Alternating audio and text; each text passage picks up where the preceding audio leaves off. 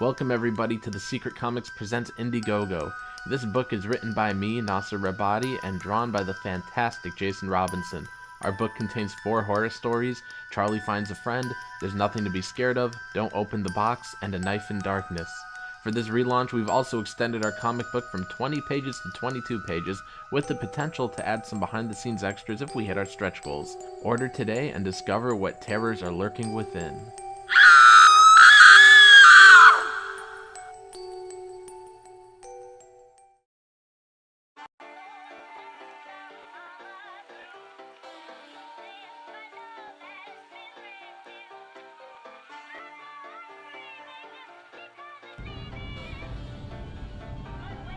The mic is on this time.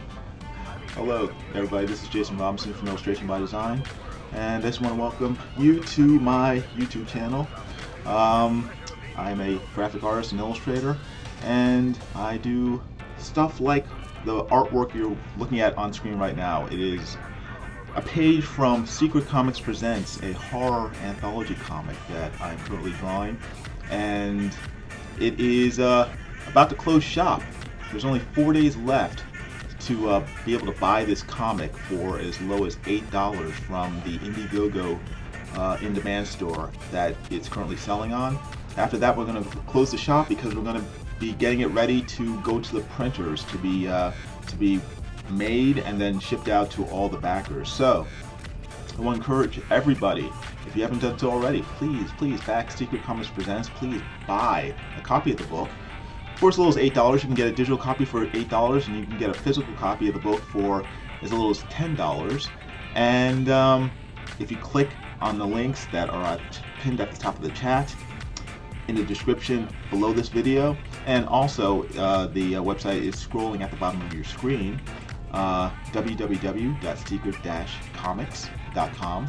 If you go to those links, those websites, that will take you to the Indiegogo page where you can look at pages of the comic and see what it's all about. Let me see if I can get it up on my screen and show you. Let me see. Click that, and you click this, and that didn't work. Let me see if I can get it up on screen. Give me a second. Let's see. I want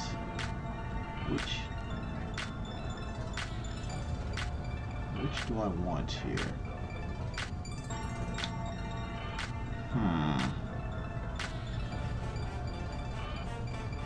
Try this.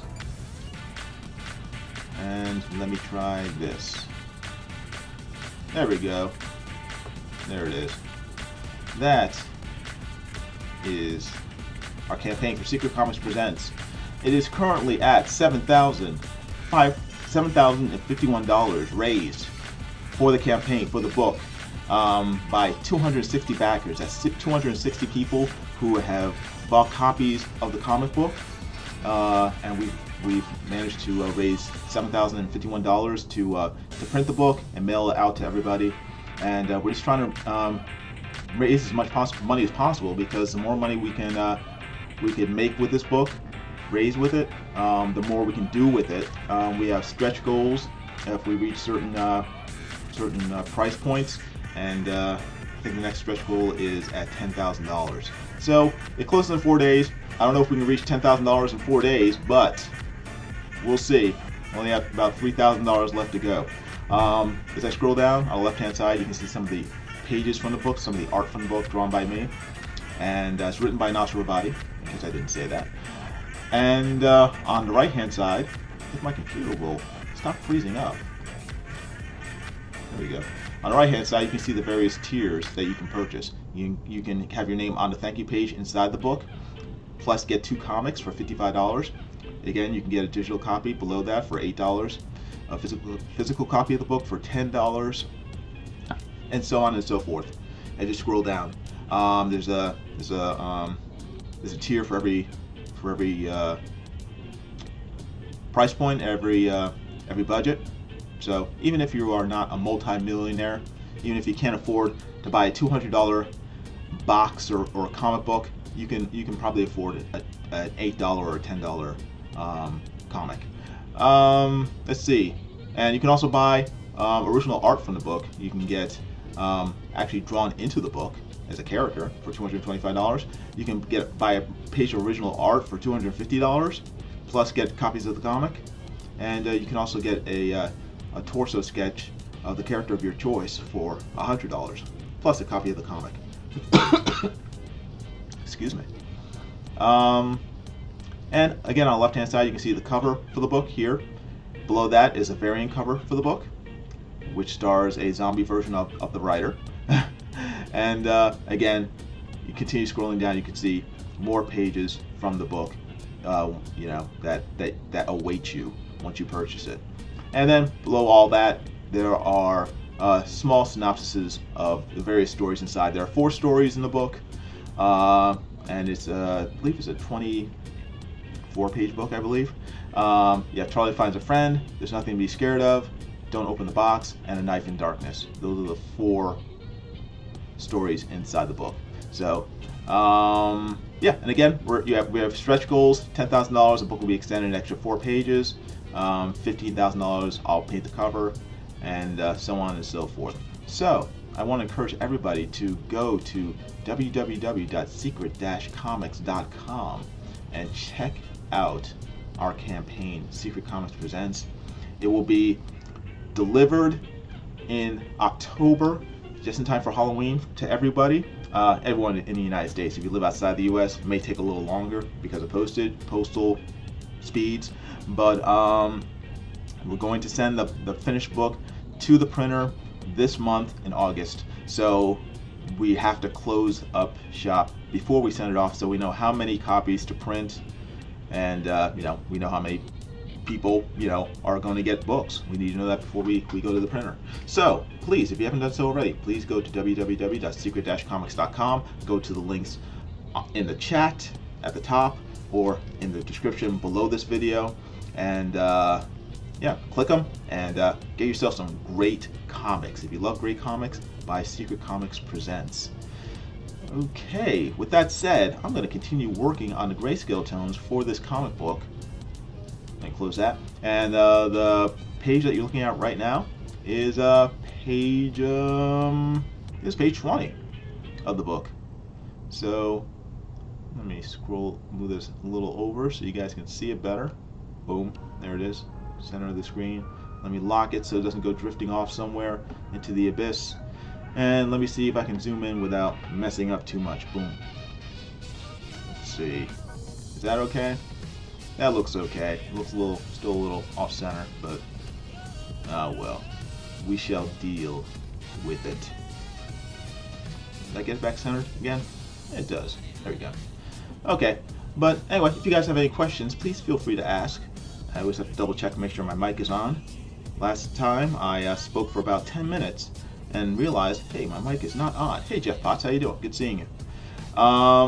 Jeff Potts is a regular and a very enthusiastic comic book buyer, and he's very supportive of the book and my art and channel. I'm very thankful for that. Thank you everybody who has backed the book and has supported this channel. We've just passed or just reached 800 subscribers to the channel. So if you have not yet subscribed to Secret Comics, well, not Secret Comics Presents, but my YouTube channel, Illustration by Design, please subscribe to my channel.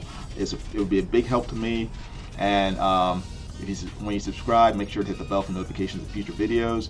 And also, please make sure to hit the like button down below, because all that stuff helps the algorithm on YouTube and helps YouTube to promote my channel more, so that more people have a chance to see what I do, have a chance to be exposed to my work, and also Secret Comics Presents, and all that stuff is very, very helpful.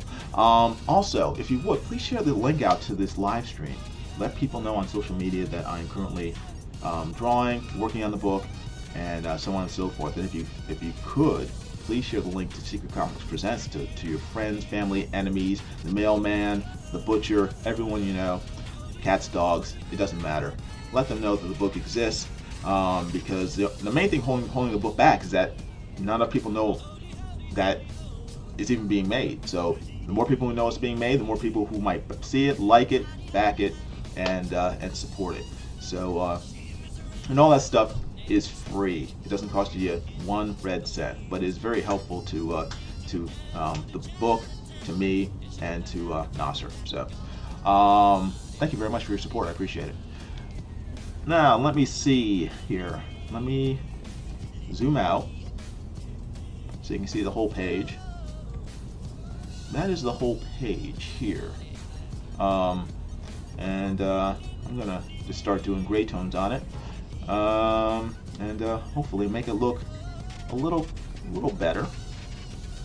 It looks good, but I want it to look mo better. Mo better is better.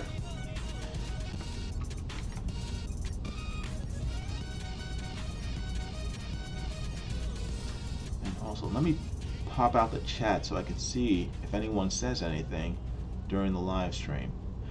Oh, Jeff Potts says something. Jeff Potts says, I wrote the final chapter to my novella last night. Now all I have to do is a truckload of work to get it ready to publish. yeah, seriously,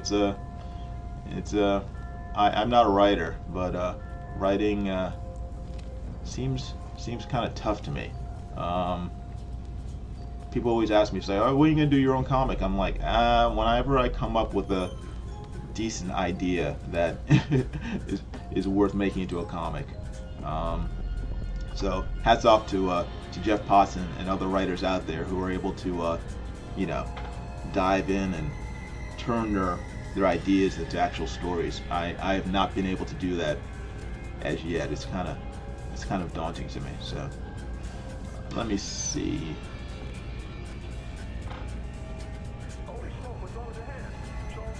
All right. Now, what's the best way to start with this?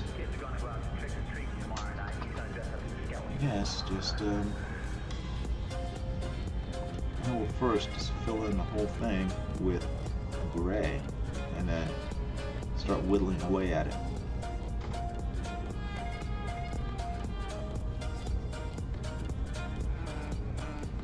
Yeah, I saw they hired a guy. They selected the guy to play Blue Beetle, I guess in a TV series or something, or a movie. I don't know. Well, that's pretty cool. I think last time they did a live-action Blue Beetle was in Smallville. That's the last time I remember. I think in the final season of Smallville, they did a live action version of Blue Beetle, but the new the third Blue Beetle, not the Silver Age one. So, we'll see. We'll see if it's good or not.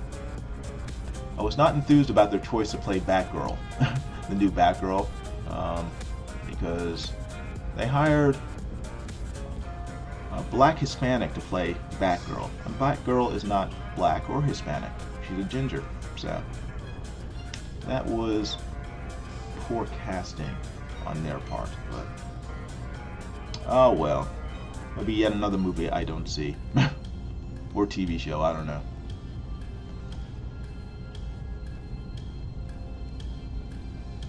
Oops, messed that up.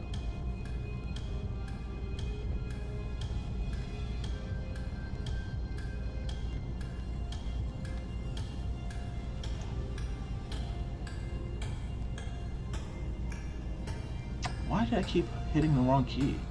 Let me try that again. 1, 2.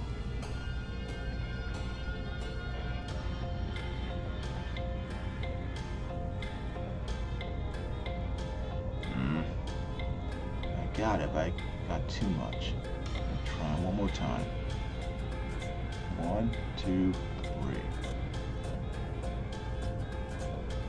3. Alright, that's pretty good.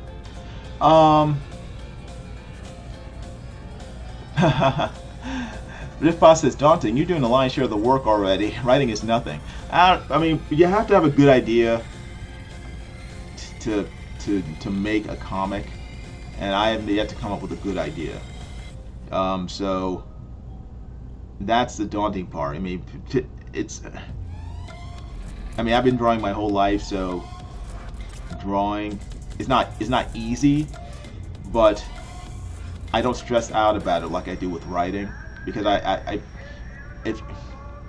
if you have a well-drawn comic book but bad writing, that's basically nothing more than a pinup book, to my mind. It's not a good comic book. I'd much rather read a great written comic book that might be poorly drawn than a beautifully drawn comic that has terrible writing, because the bad writing will ruin the experience for me. I mean, I love art, but for a comic book, it has to be a merger between the writing and the art. You know, decent writing and great art is fine. I mean, most of my comics are decent writing and great art. I can live with that. That's fine. But terrible writing and great art, I can still buy it. I can still look at it, but I probably, I'm not gonna. Other than the art, there's no reason for me to to go back for a second read. So, hey, my sketchbook, how you doing? Good seeing you. Jeff Potts says, back out. That thing is a steaming pile, which is the norm for most CW productions. Is that going to be on the CW? No, I'm not talking about Batwoman. I'm talking about Batgirl. They hired an actress to play Barbara Gordon, the classic Batgirl, and this woman is a black Hispanic girl, black Latina. So I'm like, that's not, Barbara Gordon isn't a black Latina, so why would you hire this person? It doesn't make any sense to me. And the runner-up, the person she was competing with, pretty much looked like the classic Batgirl, Barbara Gordon from the comics. So it made even less sense. It was like, okay, we got this girl who looks very much like her versus someone who looks nothing like her. Let's pick the person who looks nothing like the character from the book. So it seems a little too intentional to me. So, my sketchbook says, watching you while at the supermarket. Oh wow, cool. My kid and I are laughing because the butcher looks like Dillard. Well, Dillard does have that crazy look in his eyes whenever he live streams. So that's a classic John Dillard face during his live streams. You just need to give him a cigarette and a really husky whiskey tenor, and there you go. That's John Dillard. Michael Layton says, what do you think works better for a black and white book? Solid gray tones or the different dot patterns like they use mostly in manga these days? I think the dot patterns work in the sense that it makes it easier to print. I think it helps with printing, and it keeps the ink from sort of clumping up. But I like gray tones, whether solid or gradiated. Dot patterns are fine too, as long as they're well done. But I don't really prefer dot patterns per se. I like gray tones, or just black and white art. I mean, just straight black and white art like this, I love. And part of me, you know, while I'm doing the gray tones, thinking, would this work better just in plain black and white artwork? It might. I don't know.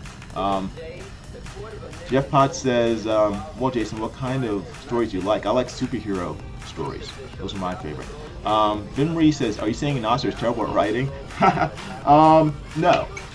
Actually, Nasser I think is a decent writer, which is why I didn't mind working with him. I mean, he could definitely improve a lot, but yet he has hopefully several decades to get better. You know, he's how old is he now? 24, so he has time. But he's not the worst writer out there, and he's not the worst writer who's worked in comics. I've read some pretty bad comic books out there, so.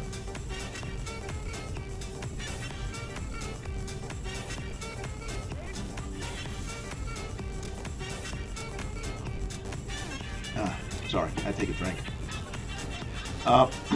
Jeff Potts says, excuse me, nope. I'm just saying that once you have a concept, writing a story isn't that difficult. Yeah, it might not be. I mean, part of it might be just I'm not used to writing stories. So, I mean, I think it's like anything else. You need to practice it. You need to work at it. You need to be able to be honest with yourself and work out kinks that might be obvious to most people, but because you're too close to it, you've kind of ignored. So, there are a lot of factors into it. You have to, just, be able to step back, look at it, and give it an honest assessment. And I haven't written anything, so for me to jump in and start writing a story, a fictional story, I need to work at it first. So, I mean, it'd be like someone who's never really drawn before, and saying, when are you gonna draw your own comic book? It's like, well, I don't really draw, so my first effort, straight out of the box, probably won't be that great.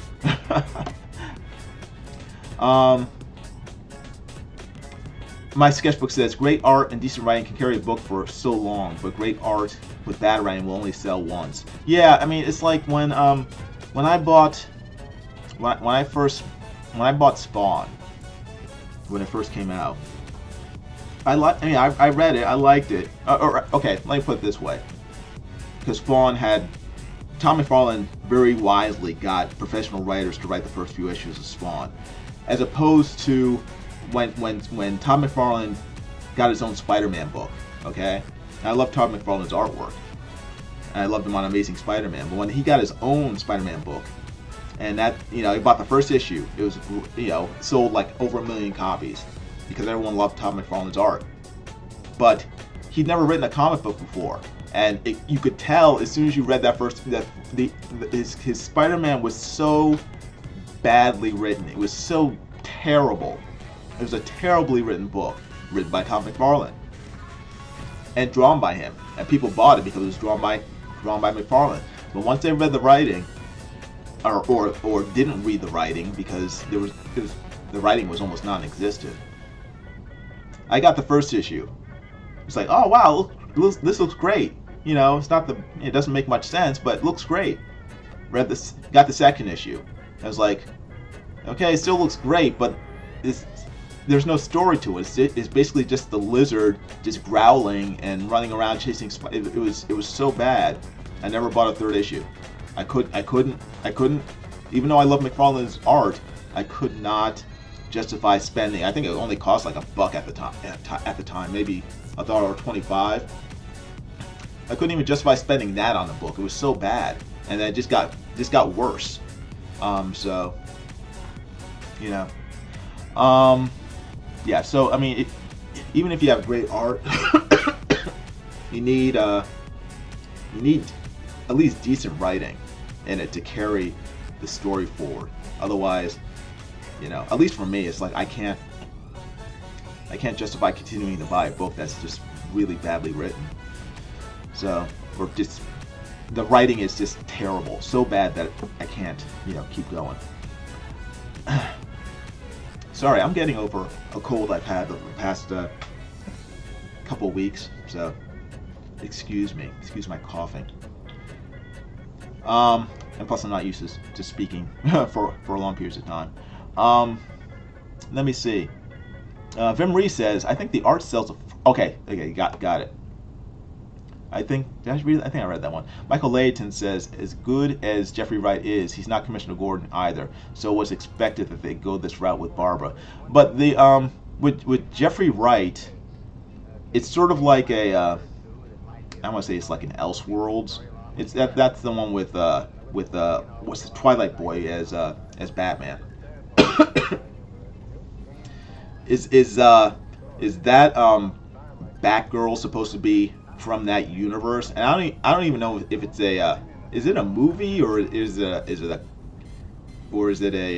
TV series? I don't know that much about it. So I just think it's foolish to start hiring people to play characters based on movies that haven't even come out yet. No one knows even knows if that Batman movie is going to be good, and I kind of suspect it won't be, just based on what I've been hearing about it. See, my sketchbook says, the problem is I see a lot of creators don't work on their quality before they launch or even try and sell a product. They lean on the premise to carry the story or even art, and that's not a good product. And he says that it's $125 an issue. Yeah, but again, you know, I think that a lot of creators do that. And I think they maybe rely on their popularity, like Tom McFarlane did, you know, to sort of carry the book, and that works, you know, for the first, you know, issue or two. But after that, I mean, unless you're like a really, really loyal backer, and I like I said, I love Todd McFarlane's art, but I can't justify buying a book just because I like the art if the writing isn't working for me, you know. So I don't know. Everybody's different.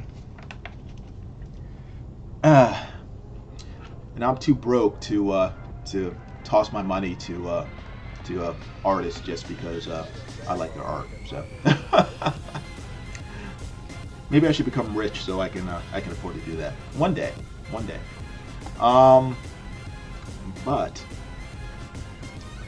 But this book, Secret Comics Presents, is fairly well written.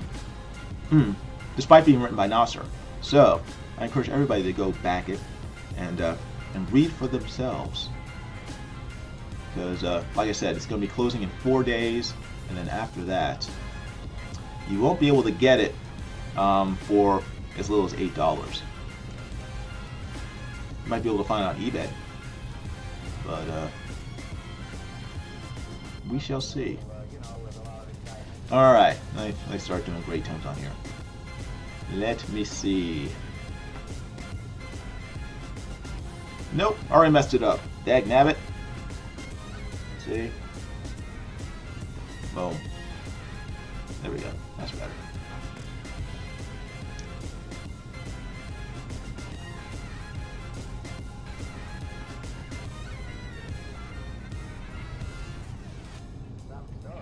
Thanks a lot for the story, Inspector.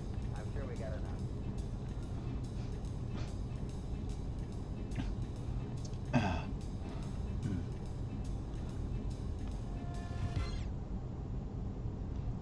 me see here. Hmm.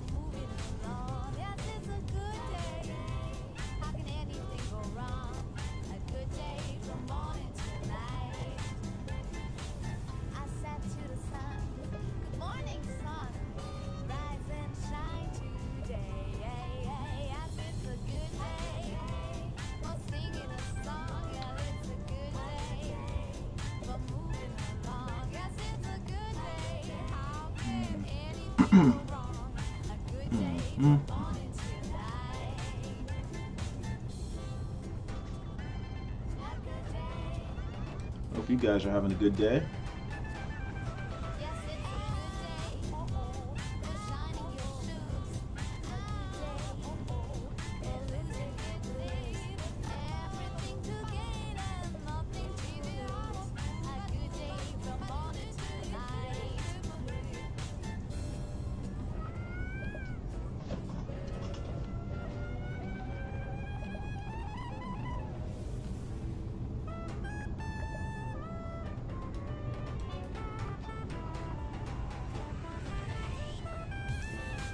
See.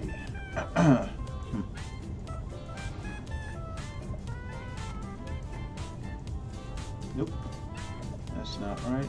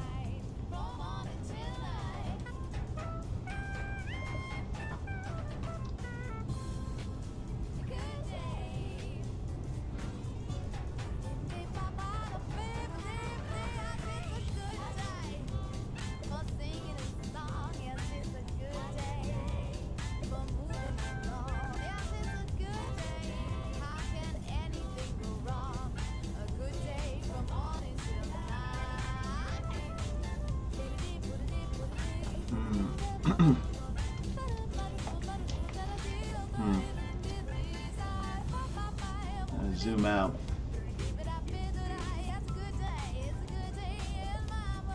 See how this is working.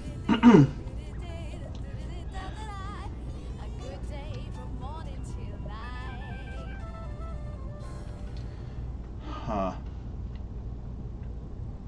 Not sure. I'm not sure. I mean, there are like infinite number of ways you can do gray tones. I'm just trying to.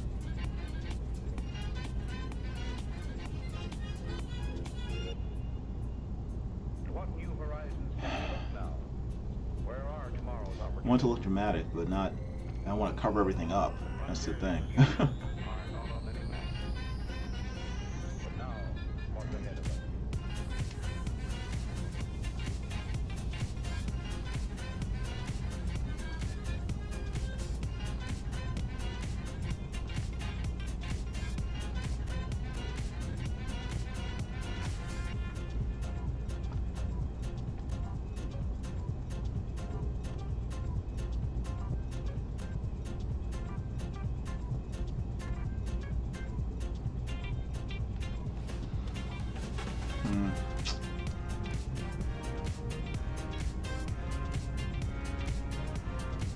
Okay.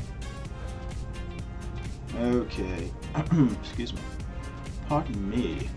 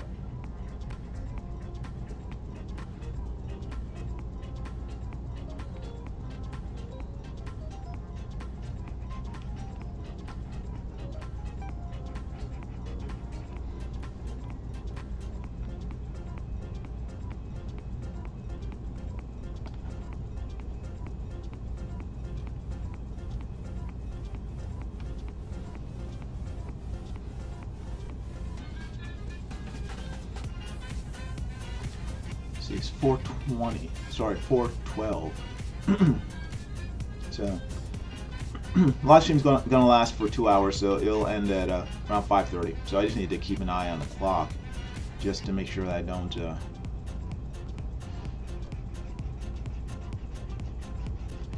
end up losing the whole day. I'll also be live streaming again tonight at 9 p.m. So be sure to subscribe, hit the bell for notifications of future videos, and when you hit the notification bell, that you select all notifications, so that when I live stream again, you guys will get a heads up.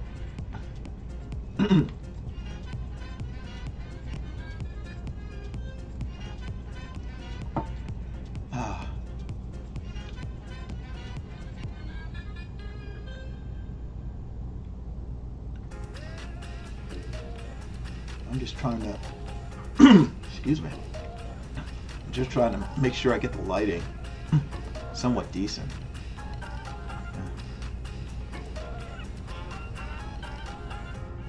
I'm just gonna have to rough it out and then fine tune it.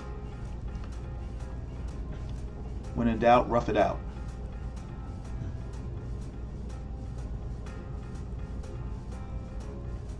Now I know, like this. Goes like this. Let me try like this. Let me try like this. Yeah, I'll do that. I'll do like this. And I'll do like this.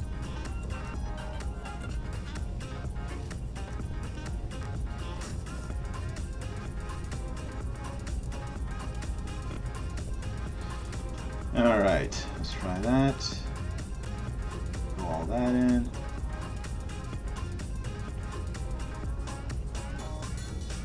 I'll do the Bob Ross method of graytones, happy accidents.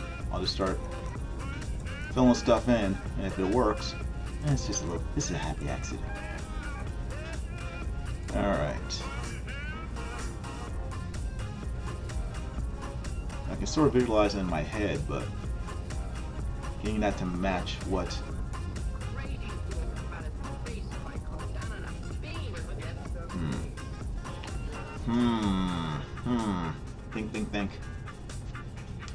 think.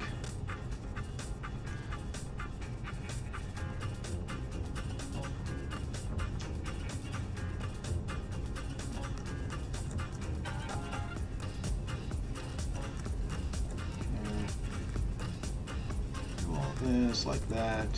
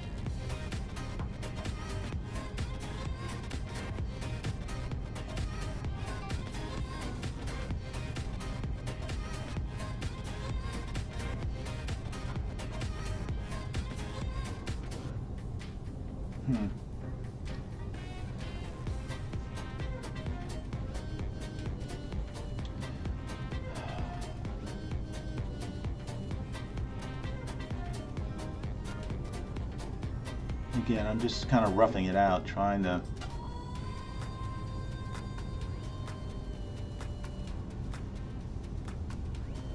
see the best way to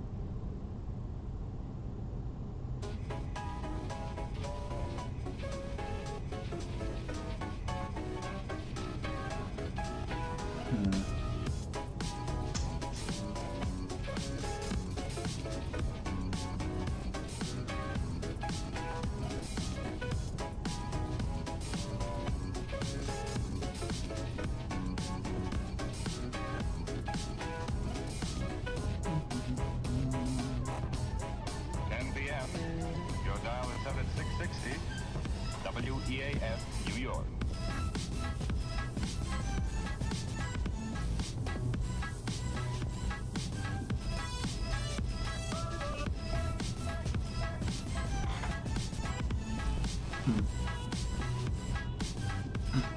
Hey, Pope Fire, how you doing? Good seeing you.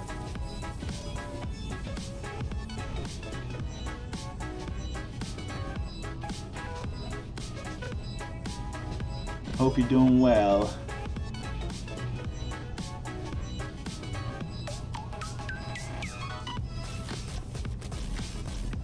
All right.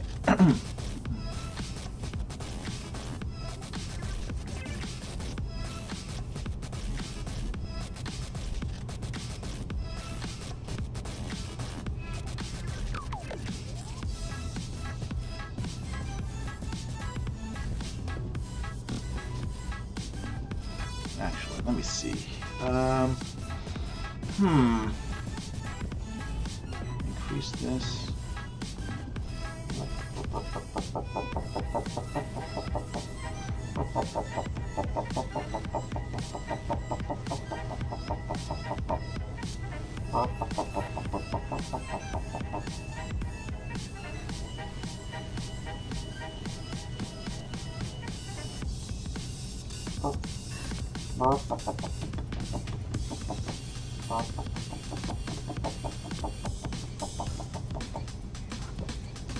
Now, actually, that's okay.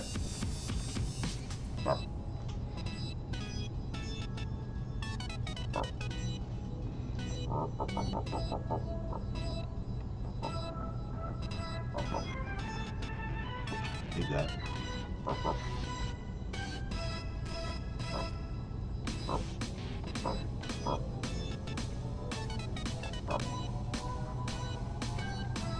Just filling in all the little pieces of brain.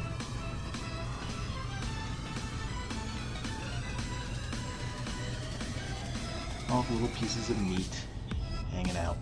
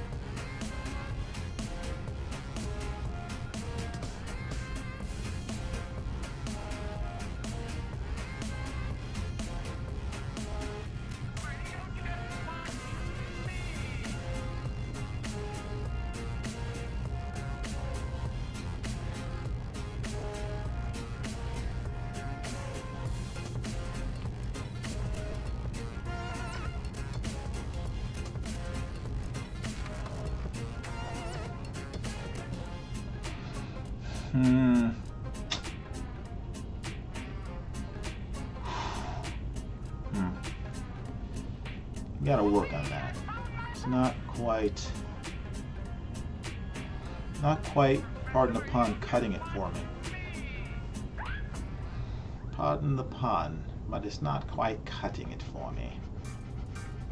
Now, all over the country this month, thousands of people are going to summer camps, where they awake every morning and go to sleep every night playing the bugle. So the Alpine Brigadiers thought it would be appropriate to play Bugles All Right. Okay, boys, better roll.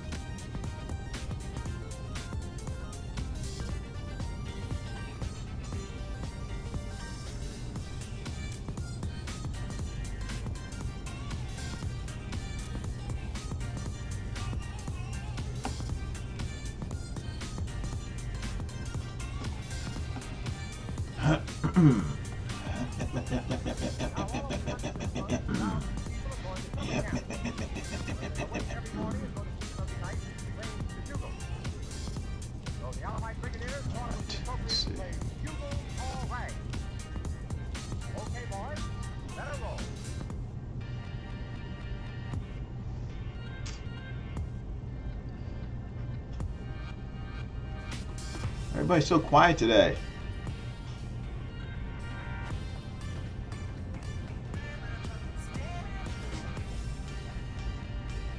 I mean, I know I'm quiet. I have nothing really to say, but the chat usually has lots of stuff they want to say, and they're not saying nothing today. Interesting.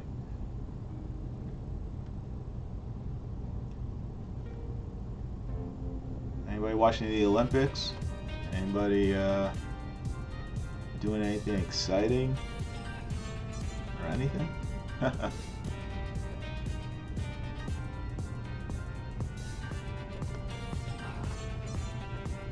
Anybody going to any conventions?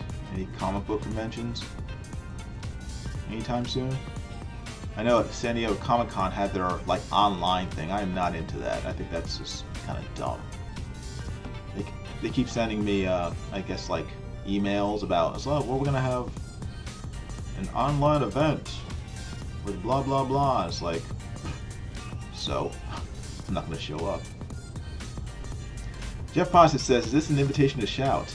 No, you don't have to shout. You can just say something.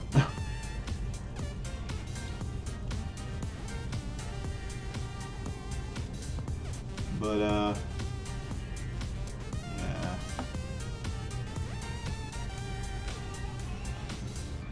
I don't watch the Olympics. I usually watch the Olympics. I'm not watching it this year. Too many un-American Americans competing. So I have no interest in supporting ungrateful people who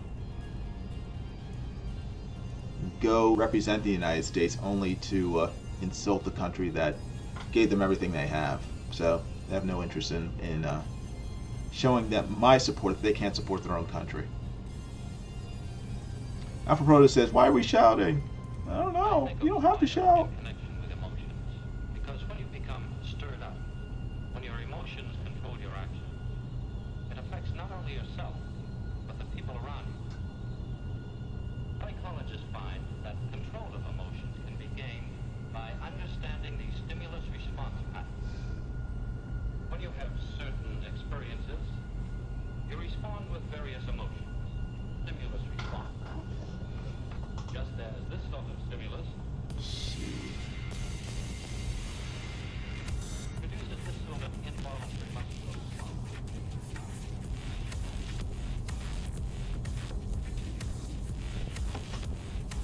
I got a second rejection from an agent that already rejected my manuscript earlier. So I guess the agent is telling me she really didn't like my book, huh? Is it a rejection of the same book?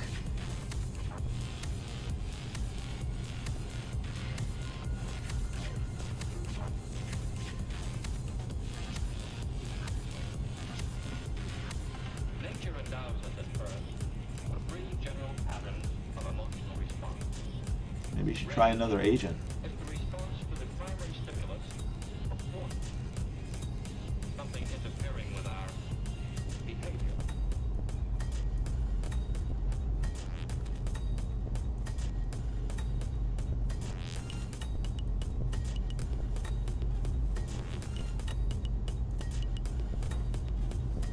Fear is the response to loud noises or loss of support.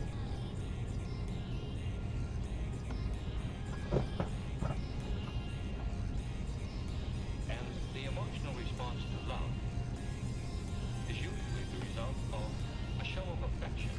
Oh yeah, rejecting the same book. This is like the third time this has happened. Seem to be the emotion Maybe you should dark light. Then as we try a go different on, book. many everyday I don't know. I mean, I don't know really know how the whole book selling thing works. I mean, have you tried self-publishing? You know, not working with an agent. I don't know how hard that would be. So I've gone through 50 agents. I'm done trying to land an agent or a publisher. I'm just going to sell. Yeah, I mean, I think that's probably best. I mean, it's like me with comic book submissions. I mean, I have like 75 rejections from every comic book company from the 80s and 90s. You know, and it's like at a certain point, I just decided it's like I'm just gonna stop. You know, if no one wants me to work for them, then you know I'll just work on my own. So you can't. It's tough. You have to sort of be willing to go off on your own at some point. You know, if you want to make a living doing it. You know, I just decided that I'm not. You know, I'm you know, Marvel, DC, Image, Dark Horse, all those companies, you know, don't like my work or don't want me to do any work for them, then I'll just do advertising art. I'll do work for, you know, ad agencies. You know, it's still comic book stuff, but it'll be, you know, it'll be for ad agencies. Ad agencies pay more. You know, they pay more frequently. It's not as stressful and as sort of the workload isn't as heavy. So it, you know, ended up being pretty good in the long run for me. So I can't complain. I cannot complain.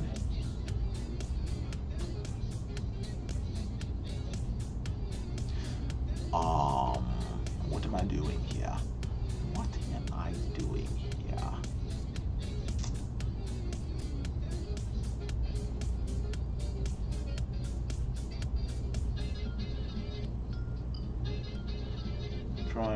Coloring in John Dillard's Crazy Eyes.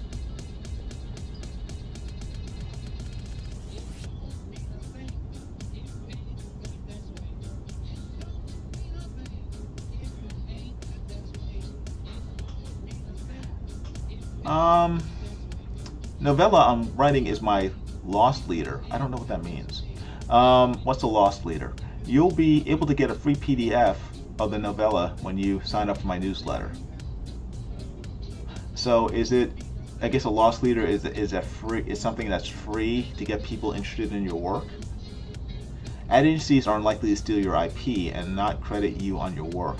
Yeah, I mean, and with ad agencies, I mean, you're usually not working on your own IPs. You're usually working on someone else's idea. But yeah, they don't steal your stuff. They're very reliable in terms of, you know, payment. So.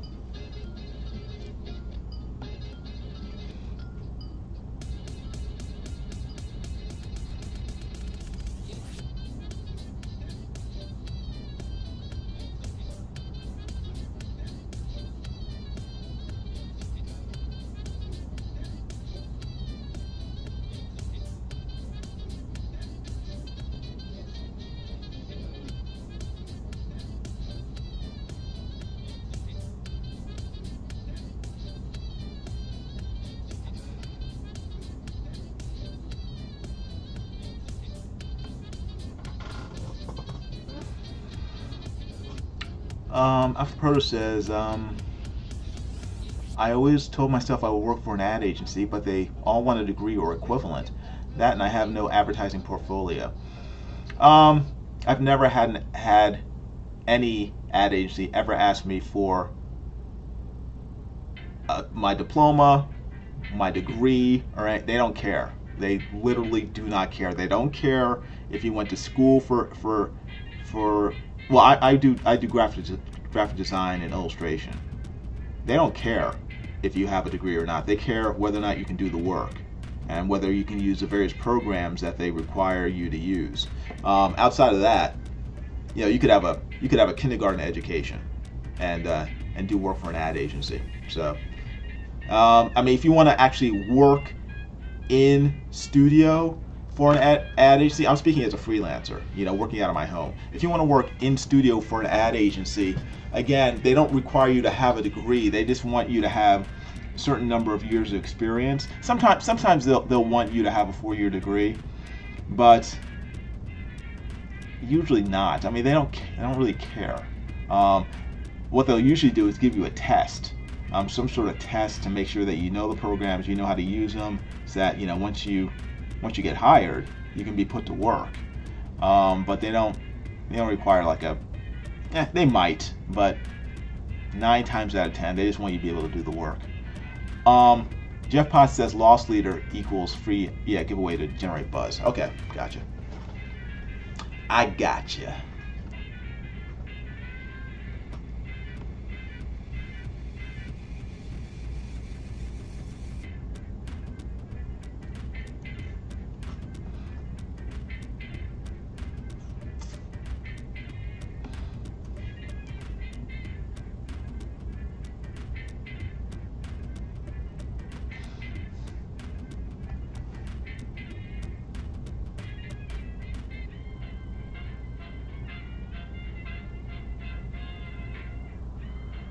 Put a little eyeshadow on him.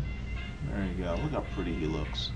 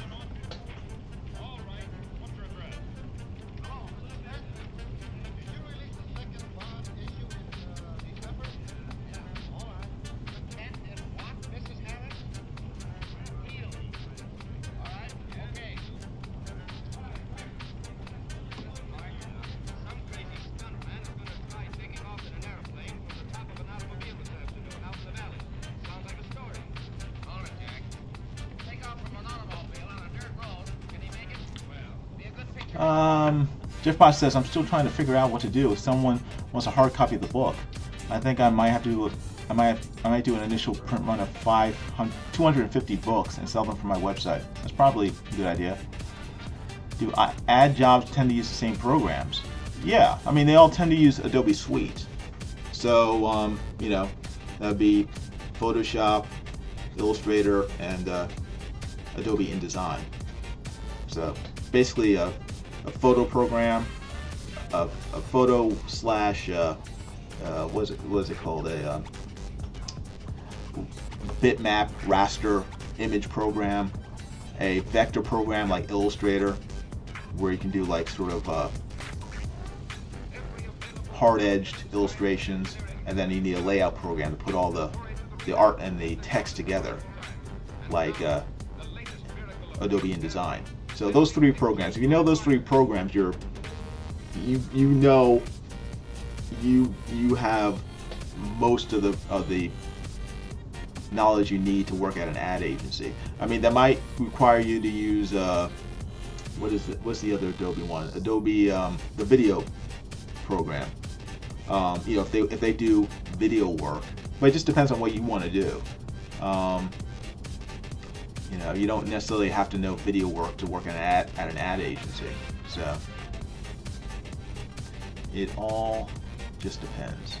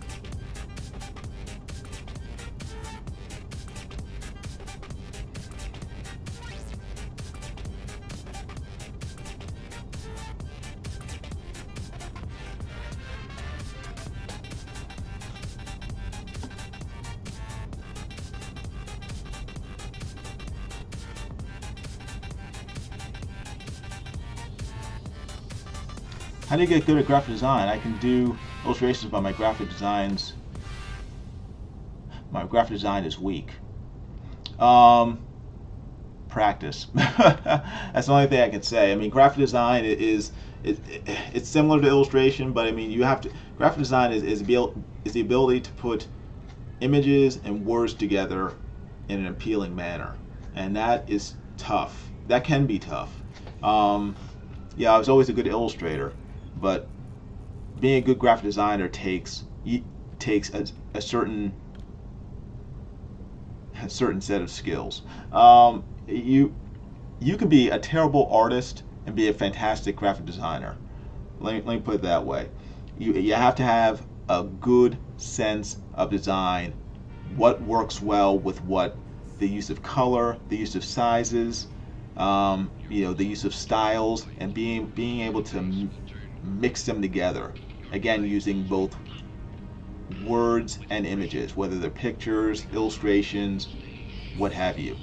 I mean, a good graphic designer can take the crappiest artwork and make a fantastic design out of it just by the way they lay it out and the way they use text and typography with it. So that is something that takes skill, and it takes practice. You don't have to major in graphic design. One of the best graphic designers I know majored in I think sociology. She was my first real graphic design boss once I graduated from college, and she had her own agency, worked out of her house. Fantastic, phenomenal graphic designer, but she majored in sociology, but she just had an innate sense of design, what looks good with what, and being able to do interesting and creative layouts as a result. Alpha Proto says, if I was a design, I would be the dude who made all the old generic brands. The can of pea. Oh, if I were a designer, I would be the dude who made all the old generic brands. A can of peas, that's just a white label with big bold letters across it that say peas. Yeah. Yeah, I'm kind of that sort of designer naturally. I have to really work at it to make a design look interesting. So, I mean, the best way to get good at graphic design is to to practice. I was telling someone yesterday who contacted me, wanting to know how they could be better at like graphic design and logos. I said, watch YouTube videos.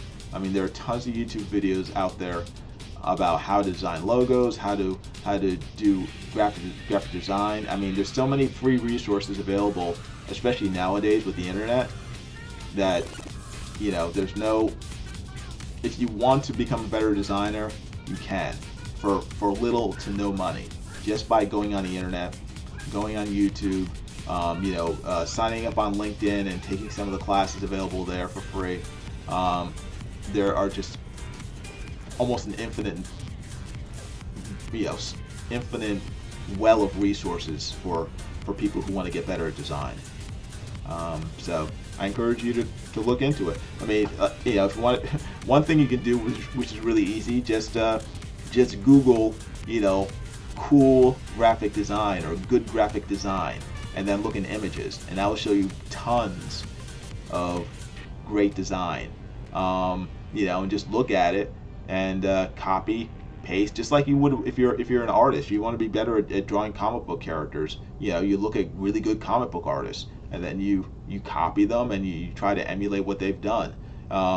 You know, not just copy it, you know, not steal it, but you want to emulate what you find appealing, with good design, and then incorporate that into your own work. Will making a mock action figure box be a good way to practice design? Yeah, that's a great way. I mean, a lot of people, that's how a lot of people get work. You know, they may not have, like, you know, 5 years experience, you know, designing something, but they will make their own projects for themselves and then use that to get work.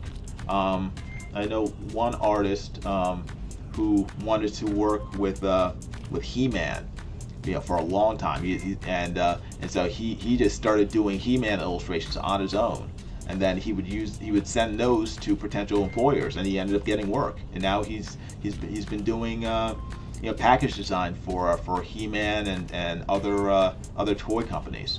So that's how you do it.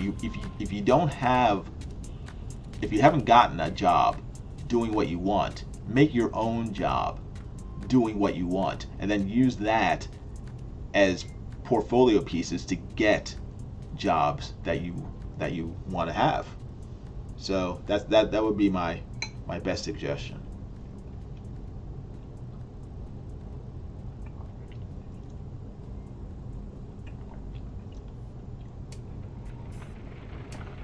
Hi there. What a wonderful time for you to drop by. You know, they're just setting up to shoot a scene of our new star, and I'd love to introduce you before they begin. Honestly, we're all just bursting with excitement about this brilliant new performer. We think this one will not only win every award hands down, but it's just going to win the hearts of people all over the country. Come on, I want you to meet a great new star.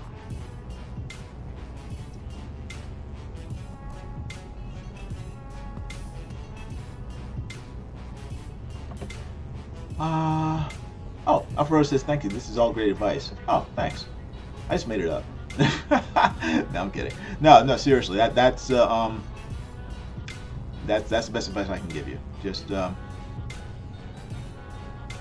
make your own dream project, and then use that to try to sell yourself to potential employers.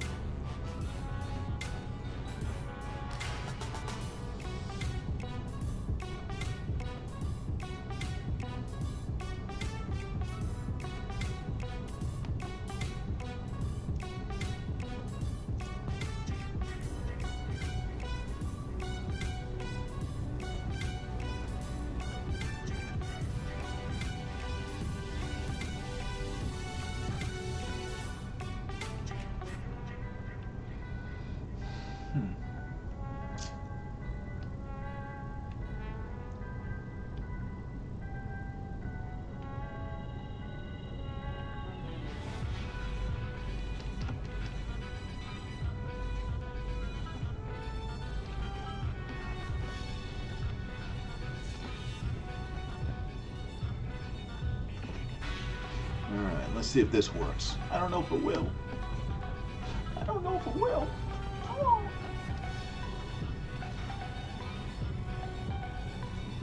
It might work.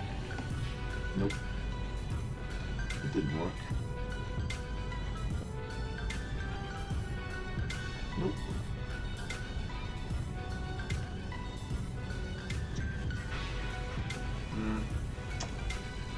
I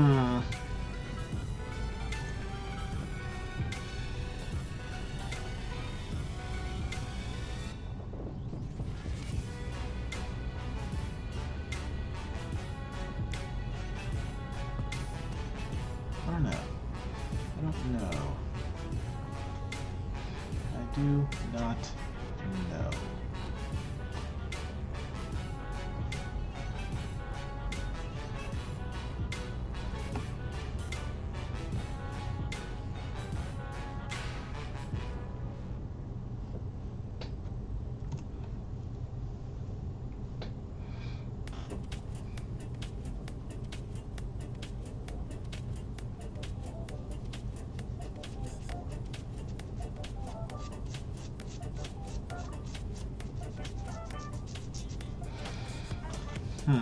We'll see. We'll see.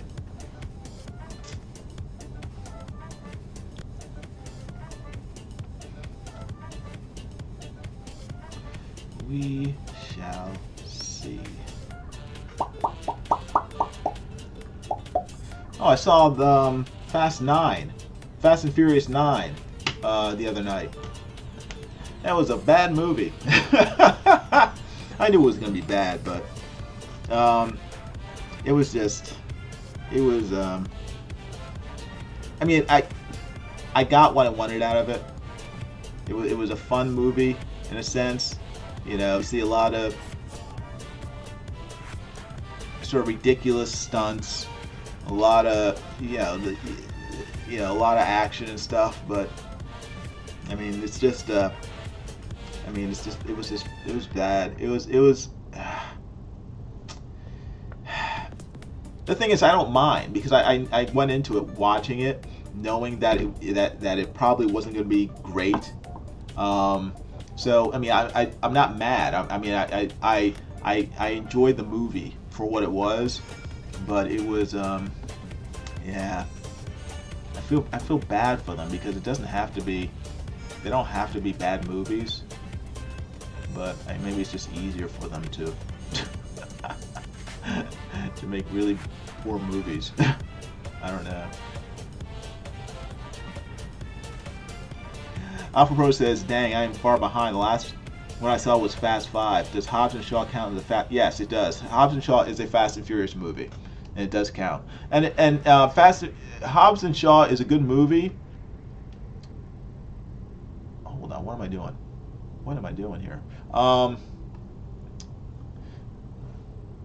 Fast and Furious. I mean, Hobbs and Shaw is a good movie up until the end, when they the finale of the movie is on the island where Hobbs is from, because you know The Rock is he's half I think Polynesian or half Samoan. So the in the movie his family's from Samoa, or the Polynesian Islands, and so the finale of the film takes place on the island that Hobbs is from, and the movie just goes straight down the toilet from that point on. It's like they completely forget all the sort of rules they set up earlier in the movie, and it just all goes out the window in this finale, and it's just terrible. The first part of the movie, most of the movie is decent. It's a fun movie. It's pretty cool action. The villain is interesting, and then I think they just got to a point where it's like, they got 3/4 into the movie and are like, how are we going to get out of this? I mean, I'm talking about the writers. The writers like probably thought they wrote themselves into a corner, and they figure it's like, the heck with it. We'll just make stuff up out of our butt, and we'll just do, completely nonsensical stuff. So watch. I would I would recommend Hobbs and Shaw. I mean, like I said, most of the movie is good. It's just the final part when they reach the island and the Rock's family is involved. It makes zero sense. It makes absolutely no sense whatsoever. But you know, they had to wrap up the movie somehow. So you know, check it out. I can't even remember what Fast 5 was. I mean, they've made 9 movies so far. I have all of them, just because I like the silliness of them. I mean, it's like the what was it? What's the other franchise that I have all the movies of? Even though they don't make any sense, they're ridiculous. But I just love. That's part of what I love about them. Resident Evil, a Resident Evil movie starring Mila Jovovich. They don't make any sense whatsoever. They're dumb. I love Mila Jovovich, even though she's in some of the worst movies. But that's fine because I love watching her. I love watching her kicking people's butts. You know, she's hot, and I find her movies very fun to watch. Even the really horrible ones like Ultraviolet. I mean, terrible movie, but yeah, she stars in it, and it's, you know, I have fun watching her. Alpha Proto says, I noticed that movies that aren't adaptations of something usually suffer from bad writing. Not necessarily. I mean, I've seen movies that aren't adaptations of something and that were good. And actually, movies that are adaptations of something, I usually like less because they're usually not nearly as good as the thing they're adapting. I remember when I saw The Firm the first time. I liked it. I liked the movie The Firm. I watched it, starring Tom Cruise. Until I read the book, and I realized how much they butchered that novel. The novel was so good. It was like infinitely better than the movie. They took out some of the best parts of that novel. They just completely chopped out of the movie, and I was so mad afterwards. And I vowed never to. Well, and I shouldn't say that because I have, but I learned a lesson that movies usually butcher their source material. They're usually not. Movies are rarely as good as the source material that they're based on. Alpha Pro says it's just a bunch of visual storytellers trying to show cool things on screen. Yeah. I mean, okay. The Fast and Furious movies are the equivalent, or at least the later ones, the newer Fast and Furious movies are the equivalent of a beautifully drawn comic book with bad writing. Okay, so you can watch it, you can enjoy it for what it is, but it's not going to be a great movie. It's not going to be a great comic book. You know, Fast and Furious. I mean, probably the best Fast and Furious movie is probably the first one, just because it was interesting. It was an interesting story, interesting concept. But the further they've gone into the series, the worse they've gotten, because I think they realized that they don't need to have great writing or even good writing in these movies. People just want to see, you know, hot women and fast cars and crazy, insane stunts that make no sense, and they're basically satisfied. So I think that's a formula that's made the Fast and Furious, you know, probably billions of dollars at this point. So they figured, why change? Why even bother wasting time writing a good story? You know, we're gonna make $1 billion anyway. It doesn't matter. So I mean, sort of like Captain Marvel. You know, with Captain Marvel, they shoehorned that movie right between Infinity War and Avengers Endgame, and they figured, you can tell just watching it, it's a terrible movie, but probably the worst movie Marvel's made, the MCU has made. But they figured, we're shoehorning it in between the two biggest movies we're ever gonna do, that millions of people love. So we're just gonna shoehorn this crappy film with terrible writing, bad acting, and you know, a extremely obnoxious lead character.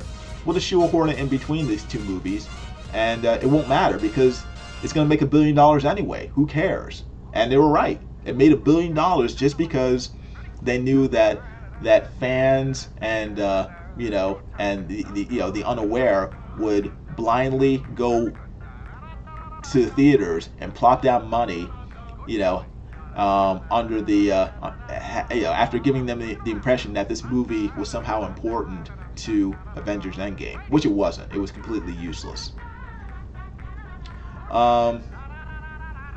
Pro says Iron Man 3 made a lot of money too because it was right after the Avengers, even though a lot of fans didn't like it. Yeah, it's the same thing. I mean, if you have a popular franchise like the Iron Man franchise, if the first movie, second movie did well and people generally like them, you can make a really crappy third movie, and that third movie will make a lot of money just because people will go to see it hoping that it's as good as the other two. Just like Spider-Man 3, the Tobey Maguire Spider-Man 3.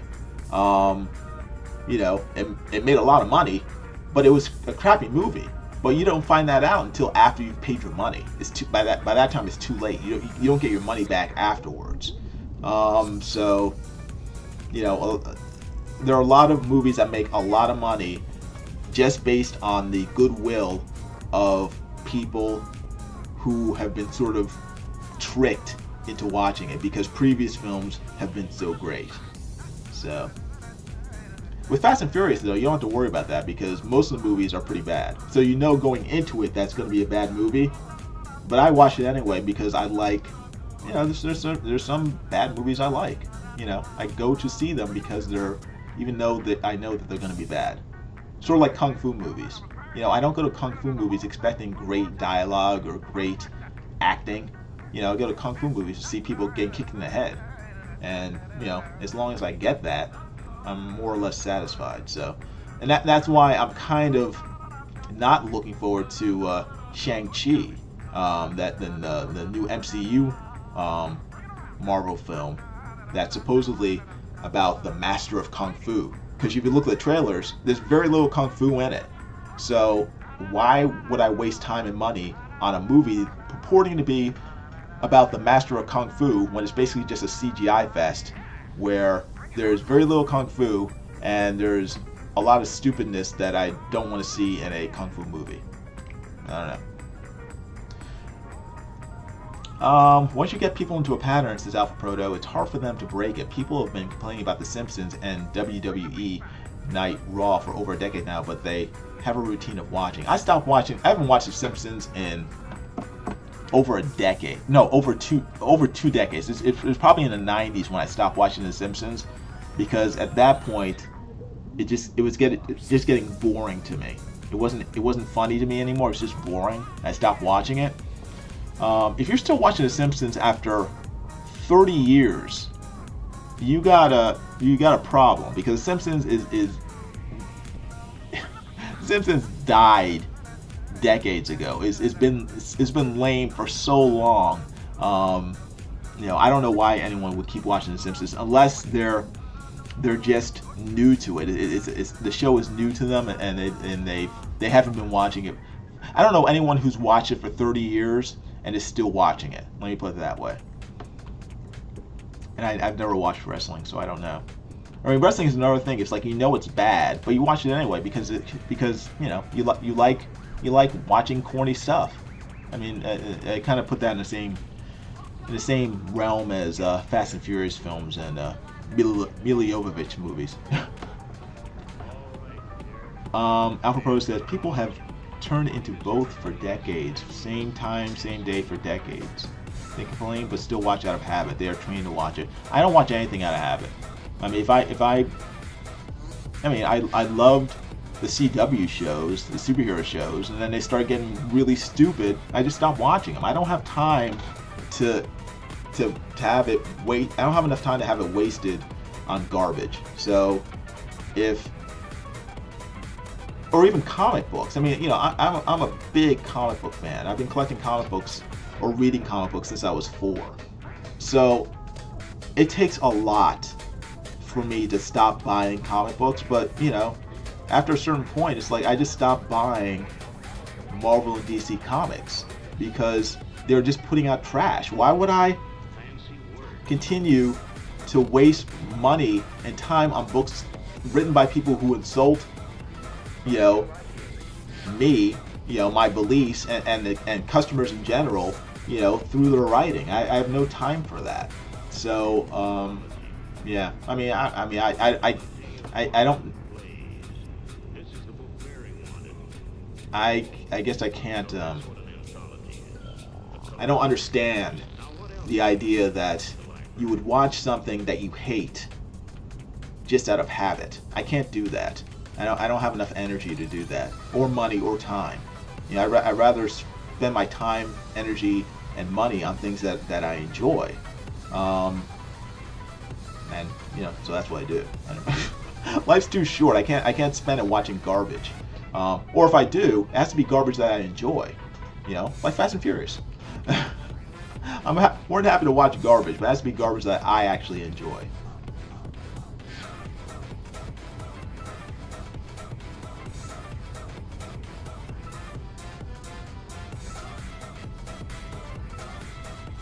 Ooh, that was too much.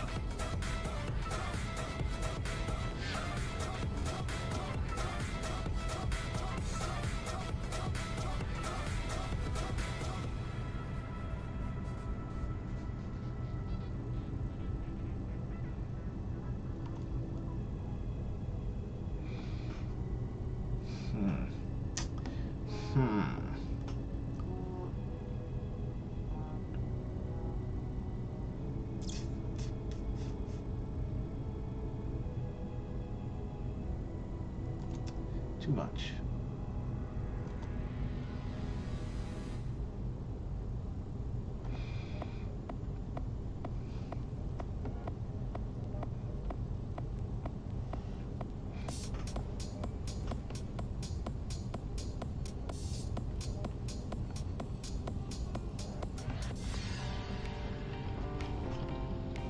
Hello, Jody there?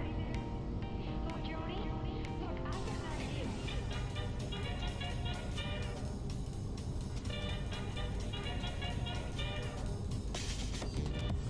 Let's see.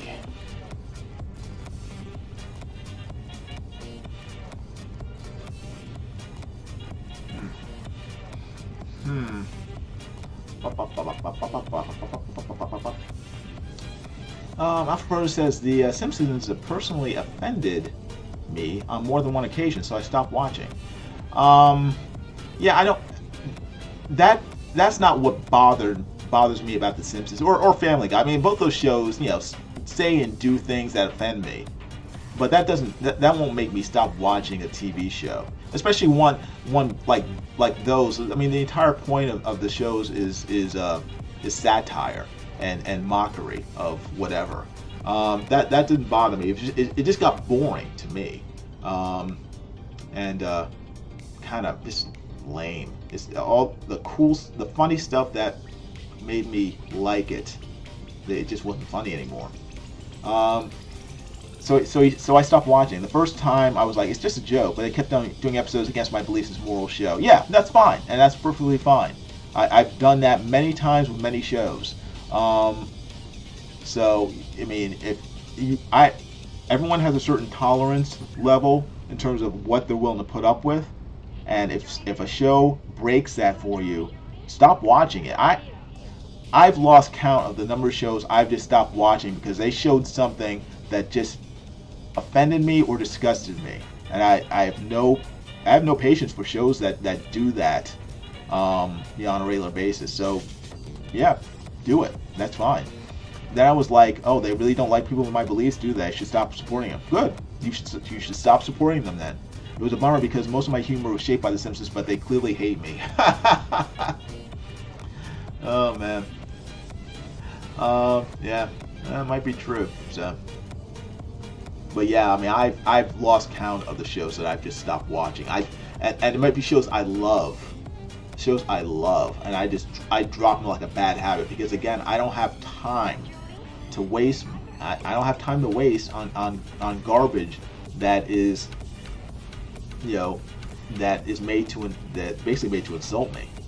You know, life's too short. Life is too short.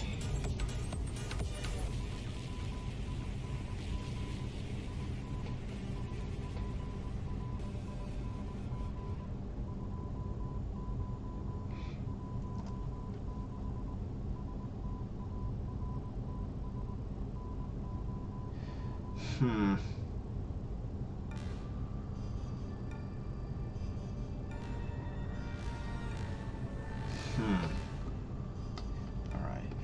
I'm gonna have to figure that out. I mean, it's weird. I mean, I like The Simpsons, but I like Family Guy more. Family Guy I find hilarious. And Family Guy is like my guilty pleasure because half the stuff, if not more of the stuff on Family Guy, is offensive to me. But I find it hilarious. And so, I mean, I don't watch it on a regular basis just because I don't really follow what time it's on. But whenever I see that it's on, I will watch it. And it's just, again, half the time I watch it and just like, it's offensive or disgusting or whatever. But it makes me laugh so hard that I feel bad watching it. It's different for me. It's kind of complete opposite for me with South Park. A bunch of friends of mine, they had me watch South Park. This is years ago. I mean, this is probably close to 30 years ago as well. This was back in the 90s. Had me watch South Park.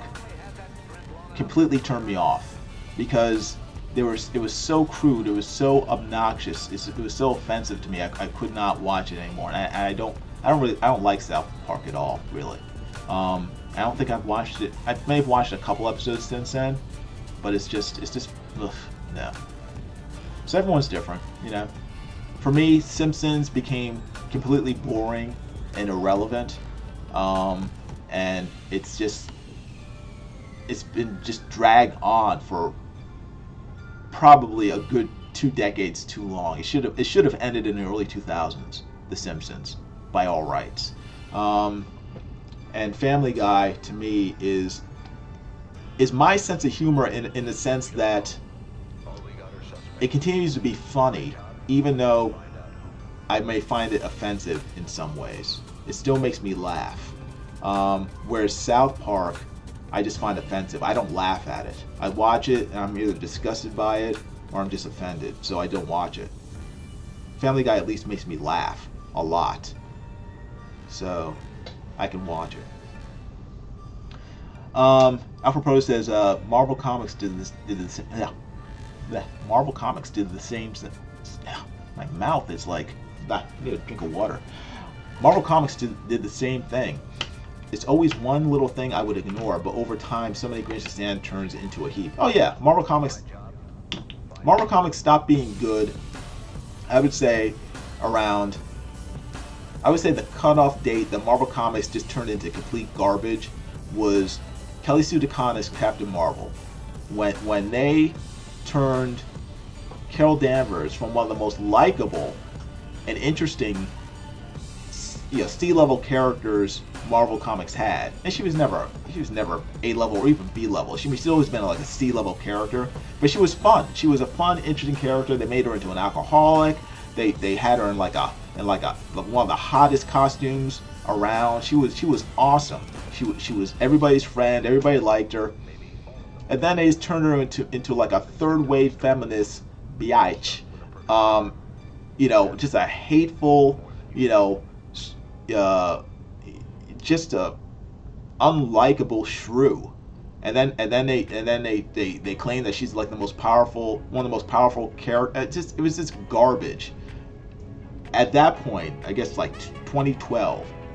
From that point on, Marvel Comics just went right down the pooper, and it's never recovered. I mean, they have characters like the new Miss Marvel. What's her name? Kamala Khan.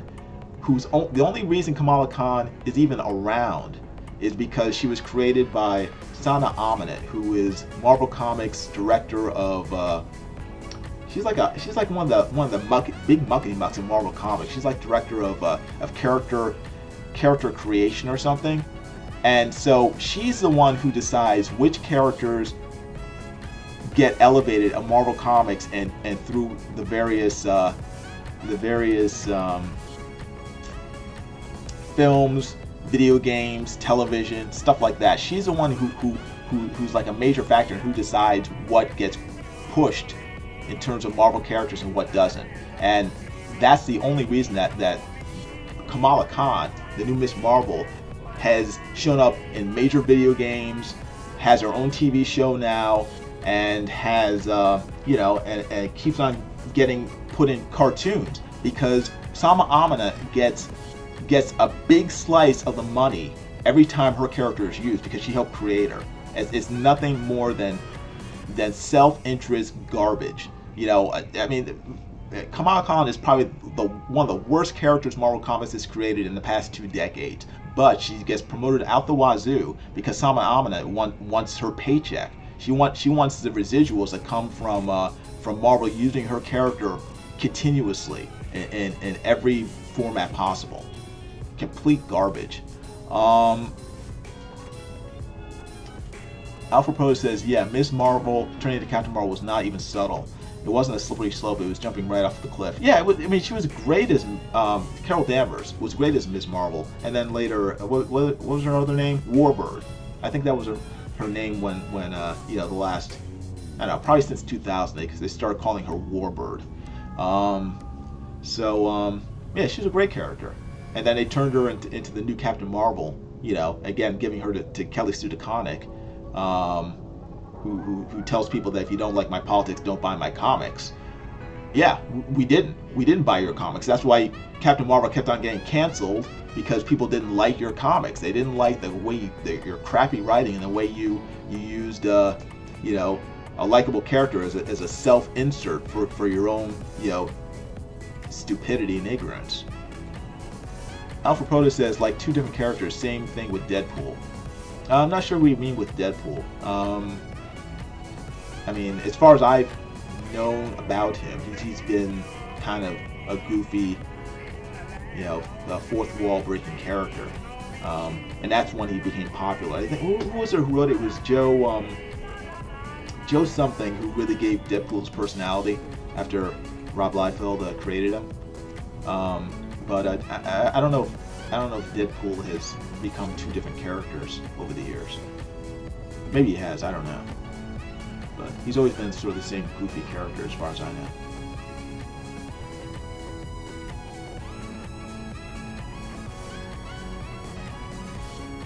Let me see. Where am I? Oh, okay, there we go. Let me zoom out. Oh, I'm zooming in. I need to zoom out. There we go. That's better.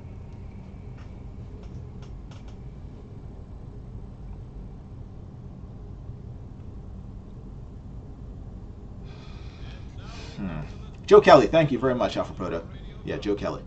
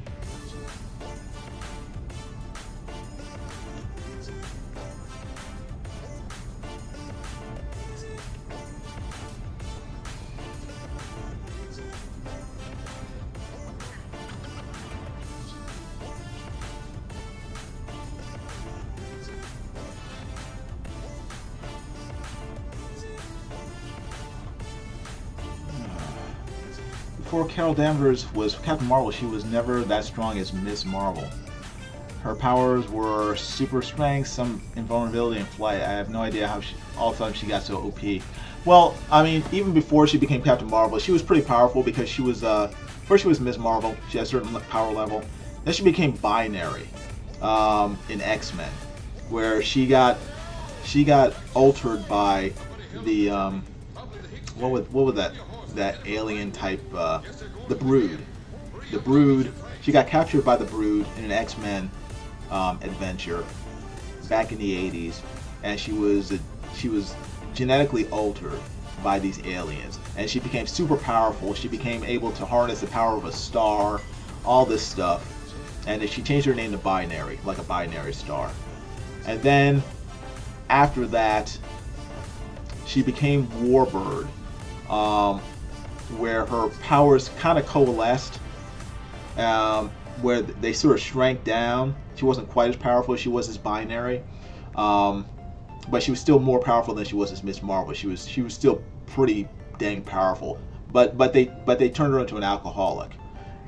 So she never really went all out or anything. She was, half the time she was drunk in the Avengers, but and at that point she changed her name to Warbird, because she used to be a pilot. Was she a pilot? I'm not sure at that point. But yeah, she changed her name to Warbird. And she kept her old Captain Marvel, her old Miss Marvel costume as Warbird. So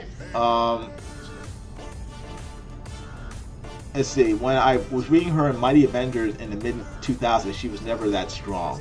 Well, what I'm guessing is that as Captain Marvel, they're having her access her old Binary powers, so which were pretty powerful.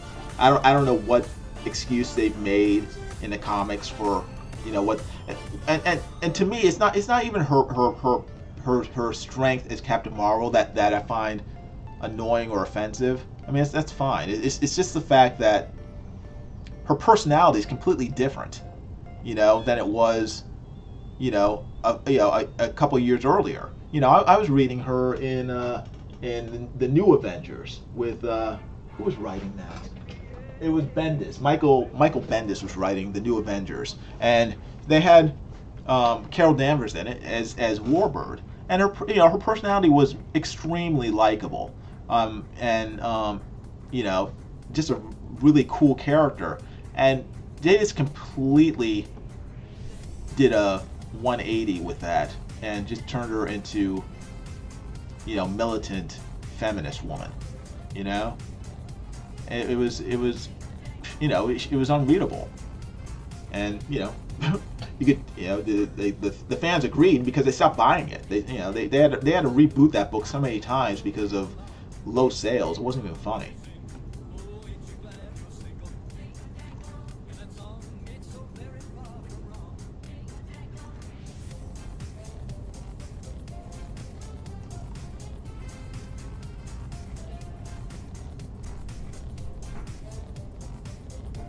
Uh-oh. Wife's home. Right back.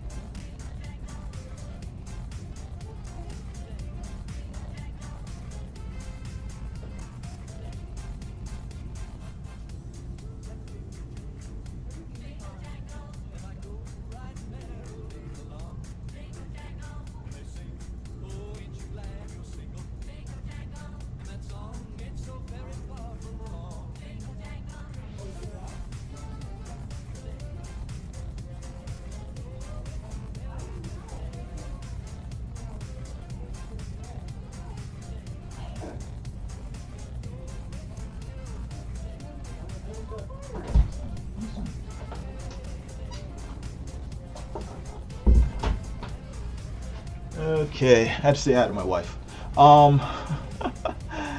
Alpha Proto says, yeah, New Avengers got me into learning all of the Marvel characters. Before that, I had only read X-Force and X-Men in the 1990s. Yeah, it was a good series. I enjoyed it. I bought the trade paperbacks a while back.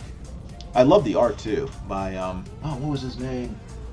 Is Stuart Immonen was the artist for those books. Great artist, phenomenal artist. So I recommend it.